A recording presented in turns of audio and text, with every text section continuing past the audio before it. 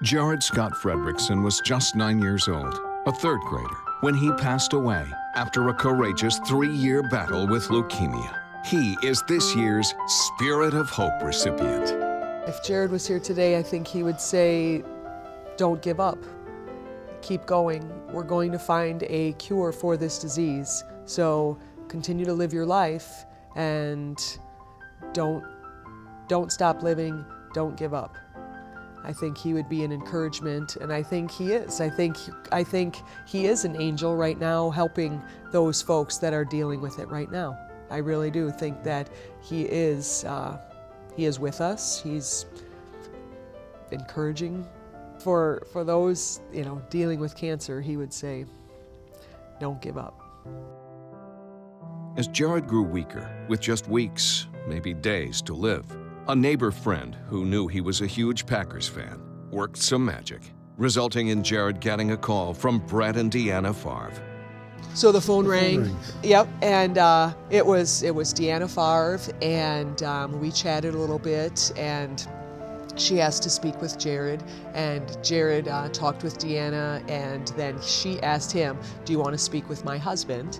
And of course he said yes, and you could just see Jared, the life coming back in him while he was talking with Brett Favre. They talked football, and I think mostly football, and Jared was listening, and he was just so overwhelmed, I think, about, he was actually talking to Brett Favre, and then he handed the phone to me, and then I talked a little bit with Brett Favre, and one thing I did say to Brett was that Jared was very much looking forward to going to heaven to play football with Brett's dad. And then Brett got kind of choked up, and but that was just, Jared knew that heaven was going to be a great spot, a great place to be, that he was going to get to walk and run and do lots of things, and he knew that. So that was very, reassuring for him, very reassuring that he was going to be without pain when he went to heaven. So the interaction was nice to see Jared, how excited he was over that, and to see the life come back to him was the best part of that.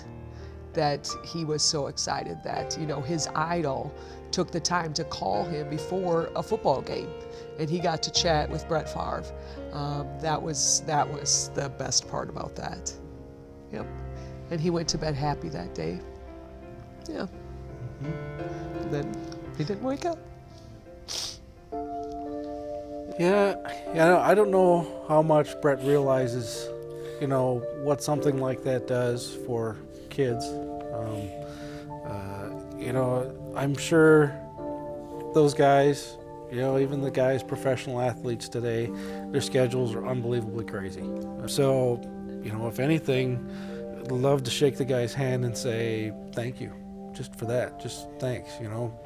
Don't care what you did in your career. Just thanks for taking the time to really, be a hero for somebody like Jared, and it helps, I think, everybody else see that and want to be like that person, be like that hero, and it's a totally selfless act on his part, which was just very cool, very cool.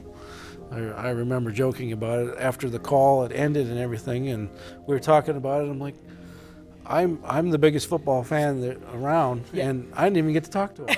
That's right. I didn't even get to talk to him. That's right. We were joking about that. Like, how did we hang up and Dad didn't even get to talk? Say hi. That didn't quite work out as that's all right. It was cool. Yeah. It was really awesome, and it was about Jared, and right. It really made his day.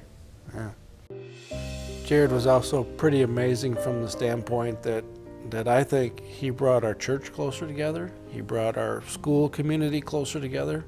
I mean, he was just a kid that everybody liked, and it was amazing to see the outpour of help from our community, from our church family.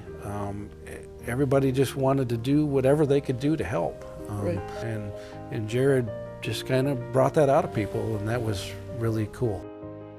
Why do folks with seemingly good lifestyles, and young children get cancer. So we need funds to figure out why this happens, and then funds to figure out the drugs to keep it from happening. So my eventual goal in the world for those smart people to figure out a vaccine that young children can get. So when they get their measles shot, their mumps shot, they can get their cancer shot. So they can just get the MMRC is what I like to call it, and they just get their measles, mumps, rubella cancer shot when they're 3 months old and they have no chance of getting cancer. What do we need to make that happen? I think that there is enough money in the world. It just has to be funneled in the right direction. It just has to be funneled to these researchers, to these smart folks. I mean, there's somebody in college right now that is going to find a cure for cancer. I truly believe that. They just have to be funded so that they can research it. They just have to be funded so that they can figure out what it's really going to take.